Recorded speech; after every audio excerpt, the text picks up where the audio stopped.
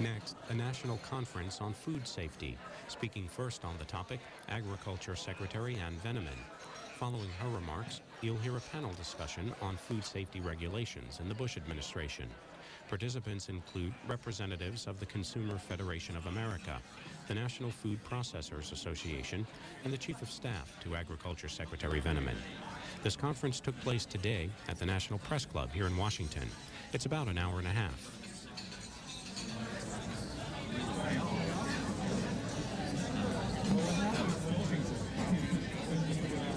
Excuse me, if I could have your attention. Our lunch speaker is making her way to the front of the room.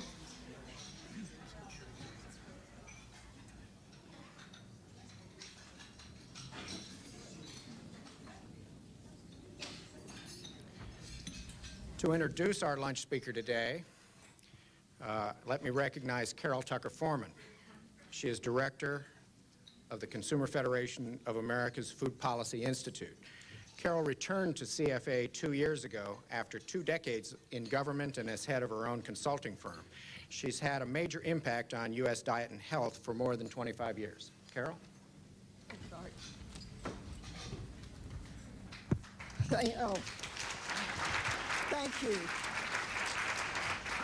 And welcome to Consumer Federation of America's 24th National Food Policy Conference. Ann Veneman is the 27th and the 1st. The 27th Secretary of Agriculture and the 1st Secretary of Agriculture who is a woman.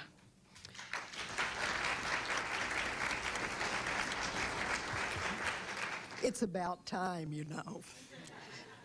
Women, more than any other industry in the world, women have played an equal role in agriculture. Through history, they've been out there plowing the fields and planting and reaping alongside men. And I got to tell you that the title, Madam Secretary, sounds very sweet to me. This is, however, not Secretary Veneman's first trip to the United States Department of Agriculture. She's the classic case of having worked her way up to this position. She started as Associate Administrator of the Agricultural Marketing Service, then served as Deputy Undersecretary for International Programs, International Affairs and Commodity Programs, and finally as Deputy Secretary, the department's #2 position. Then for 4 years, she prepped for her present job by serving as Secretary of the California Department of Food and Agriculture, where I will tell you she earned the enthusiastic respect of the California consumer community.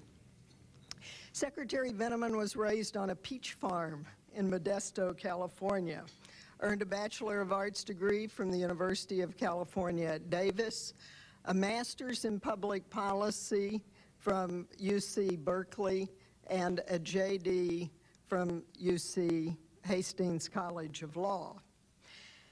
Madam Secretary, there is an ancient adage, I'm not sure whether it's a blessing or a curse, about living in interesting times. You have certainly come back to Washington at an interesting time for food and agriculture. Mad cow disease, foot and mouth disease, falling food prices, rising energy prices. You may actually wonder why it is that you came back and why all of these things have been happening. Well, I have a theory about that. It is that God decided that she would save all of these problems until there was a competent woman to solve them.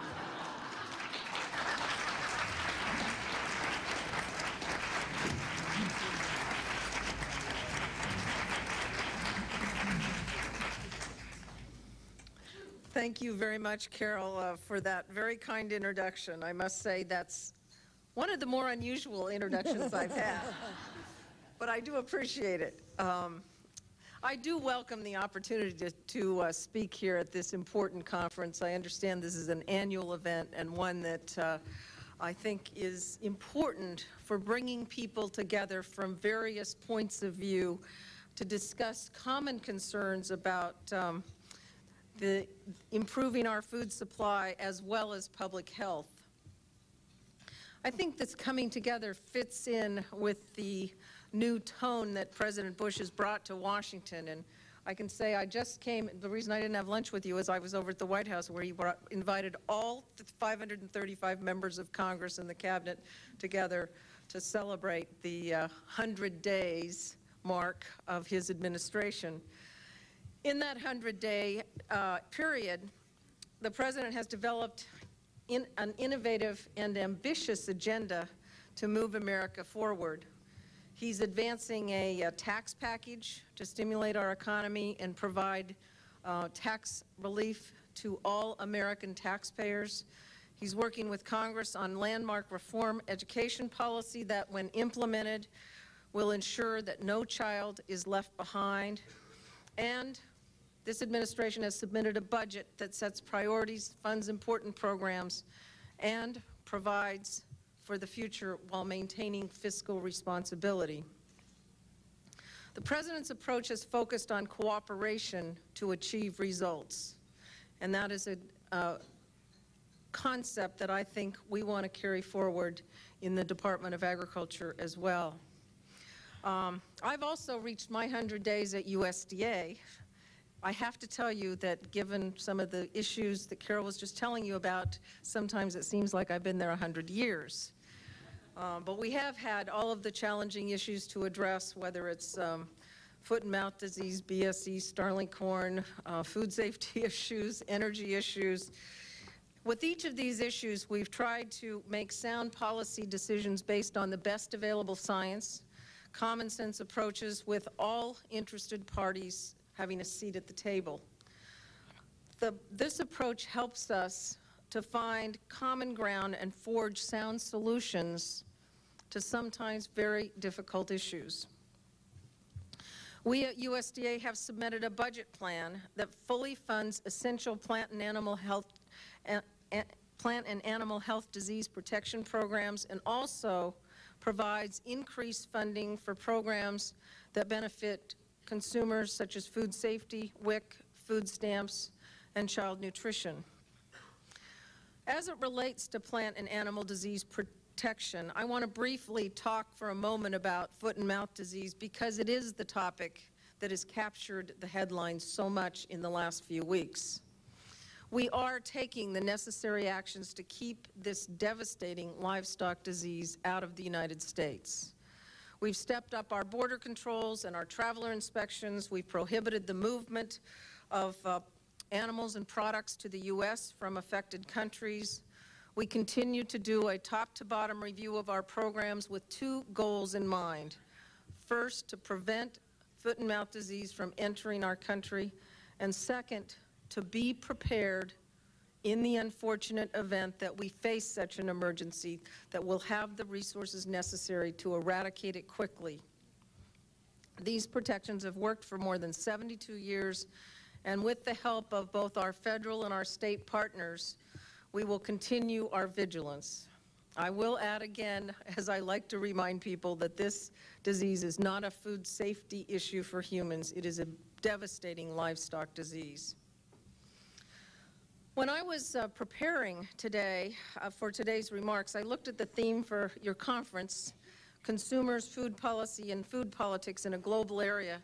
And as I looked down the list of the kinds of issues that the various panels are addressing, I was struck with one common theme in many of these issues, and that is change. We are in a time of great change. Today, the links of the food chain are more interconnected than they have ever been before. Our food system operates in a global, high-tech, consumer-driven environment. Capital and information are flowing constantly between buyer and seller, and changing consumer demands are challenging existing marketing institutions and traditional ways of doing business. In today's consumer-driven food system, demand drives supply rather than supply driving demand. Recently, I was reading an issue of Time magazine, and when you talk about change, this particular issue had a chart in it that I think really illustrates the kind of change we're going through today. This lays out the amount of time needed for the sum total of humankind's knowledge to double. From 1750 to 1900, it took 150 years. From 1900 to 1950, 50 years. From 1950 to 1960, 10 years. From 60 to 65, 5 years. By the year 2020, it is anticipated, according to this article, that the amount of time needed for the sum total of humankind's knowledge to double will be 73 days. There was a recent quote I read in The Economist magazine that caught my attention. It said, "Everything that can be invented has been invented."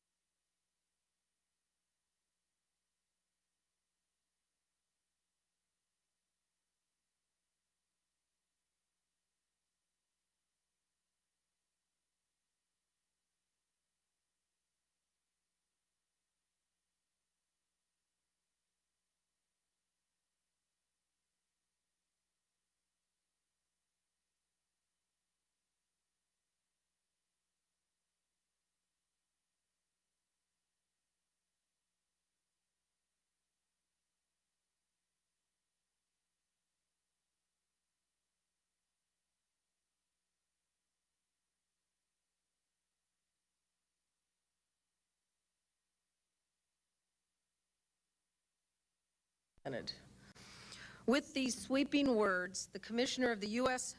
Office of Patents recommended in 1899 that his office be abolished, so spectacular had been the wave of innovation in the late 19th century.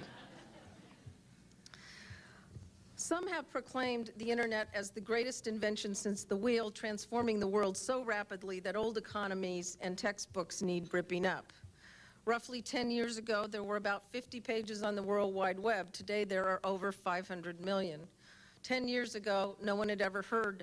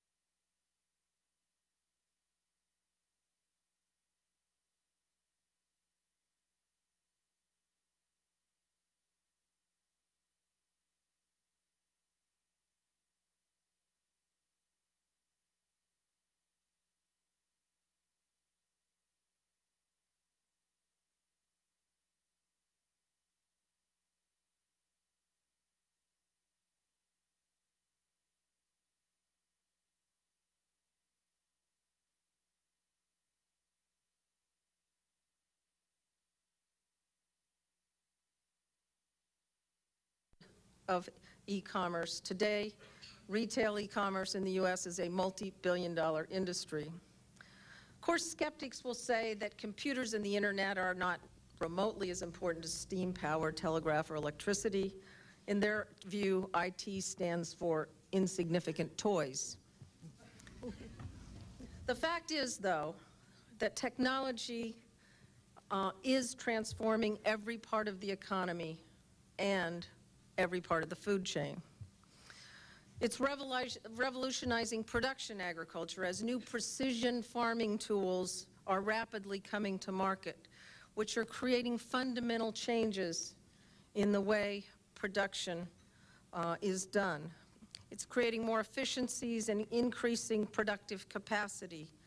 Water use efficiencies are coming from new irrigation technologies, with many of the technologies bringing a number of environmental benefits. You can now use computer chips to track the records of individual livestock on a per-day basis. Various new technologies give growers the opportunity to collect information as it operates tractors and other farm equipment in the field. You can already gather topographical information, which can be used to construct contour maps for leveling and farm management. And over time, we will find ways to reap the harvest of all of the available information to give growers the basis upon which to make more informed decisions. Consumer demand for convenience in their food products has created a new industry called the fresh processed industry, which has really been brought about by the new technology in packaging. Just think about it. 10 years ago, we never thought about buying salad in a bag. Today, probably most of you do. The baby carrot industry was developed because of new packaging and the ability to put this convenient food in small bags. And now we have pre-sliced apples that, due to the packaging technology, can stay sliced and not turn brown for up to 3 weeks. Technology is also revolutionizing scientific discovery and research, which is having a tremendous impact on the food chain.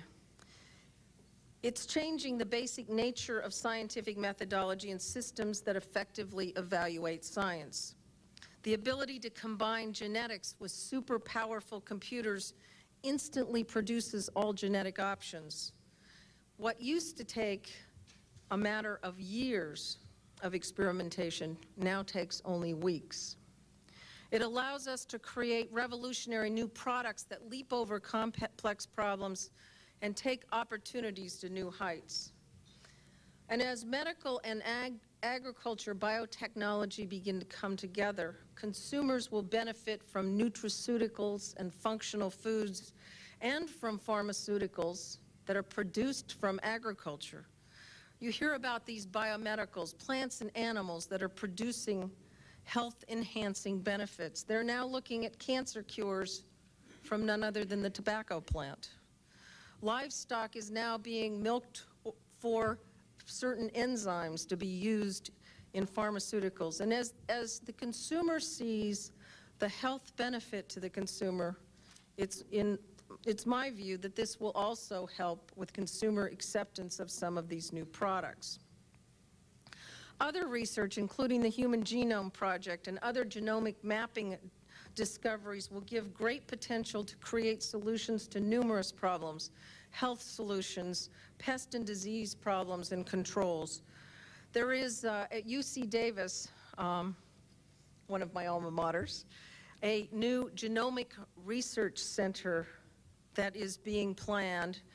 It's being established in the medical school, with the vet school, and the ag school, all a part of this genomics center, as well as the USDA Nutrition Center, so that all of these disciplines can come together to look at new opportunities for advanced science, for health, and a variety of other issues. Not only can technology help feed populations around the globe, it can also help to address food safety issues. Again, packaging technology has been developed which has spoilage warnings for meat and fish. And just recently, I was reading an article about some scientists that have decoded the genome of a deadly strain of E. coli bacteria that should aid in the development of diagnostic tests and treatments. The DNA for E. coli 0157H7 contains blueprints for a host of biological machinery that harms the human intestines. And a U.S. beef packing company has licensed the commercial development rights for a component of cow's milk that has the potential for combating E. coli and other microbes, including Salmonella and Campylobacter. These advances and potential solutions to larger food safety issues help underscore the need for continued research and new thinking when it comes to the use of technology in today's changing food system. As we move forward, our approach to food safety will be based on some important principles, which I laid out in a speech a couple of weeks ago on food safety, but I just want to briefly reiterate them. We will work to build consumer and industry coalitions that strengthen the protection systems already in place. Public health decisions will be based on common sense approaches utilizing the best available science. We will seek out public and private research to help forge solutions and anticipate issues and needs. We will bring all interested parties to the table for real dialogue to forge effective policy. We will continue to promote public-private partnerships that reward the innovators and problem solvers. And we will strengthen public education efforts that work with all aspects of the food chain to ensure safety and proper food handling. Protecting our food supply and strengthening our regulatory systems is a top priority of this administration. We want to ensure that our food supply, one of the safest in the world, is supported through sound policy, rigorous enforcement, cooperation, and public education. Our systems must be flexible, adaptable, and science-driven. Only then will we strengthen consumer confidence during these changing times that bring us new opportunities and new challenges every day. Change will continue to be driven by consumer demand and advances in science and technology. Only through innovation will we continue to lead the world on these important issues. Thank you very much for the opportunity to be with you today.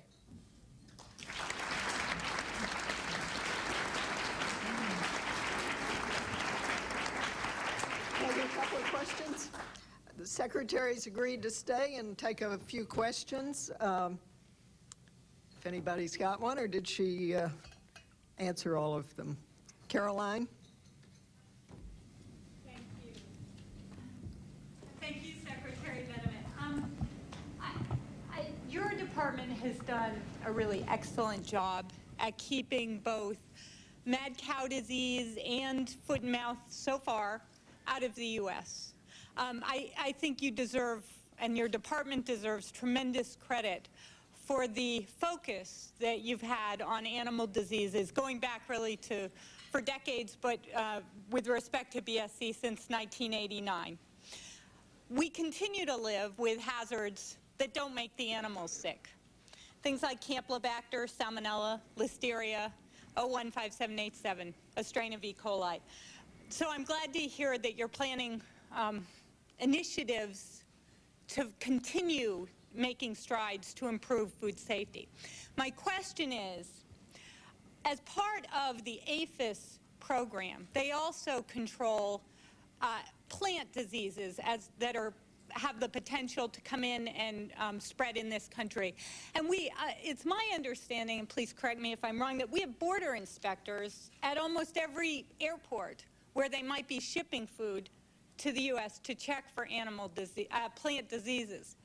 Unfortunately, we don't have a similar system checking fruits and vegetables coming into our consumers for human hazards that might be on them. And we've had major outbreaks from parasites showing up on berries and from other hazards. Is there a way to marry the systems so that we have the same protections that are given to prevent animal diseases are also being used to prevent human hazards on the food supply? Thank you.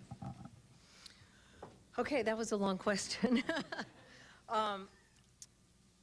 There's a couple of things I think we should point out. And one of the things that you brought up I think is very important, and that is that we've seen a number of emerging pathogens in recent years. When I left USDA 8 years ago, we were not talking about any of these emerging pathogens, and they are important that we continue to address them, recognize that they are different, and also continue to do research to address these kinds of issues, because they are new and relatively recently emerging issues. With regard to the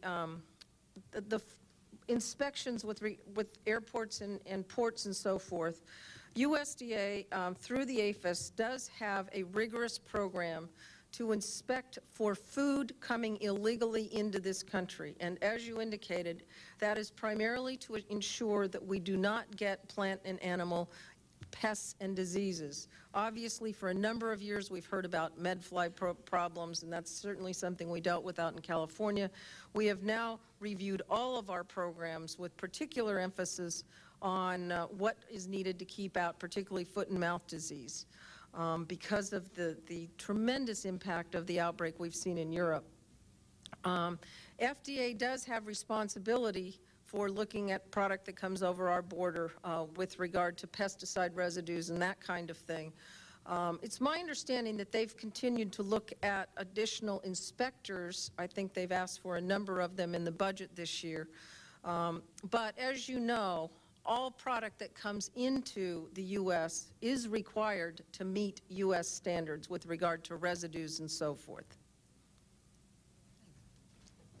Another, yes, sir. I'm Steve Love with Inside U.S. Trade. The EU recently appears to have stepped up its pressure to have the U.S. adopt a regional approach to foot and mouth disease.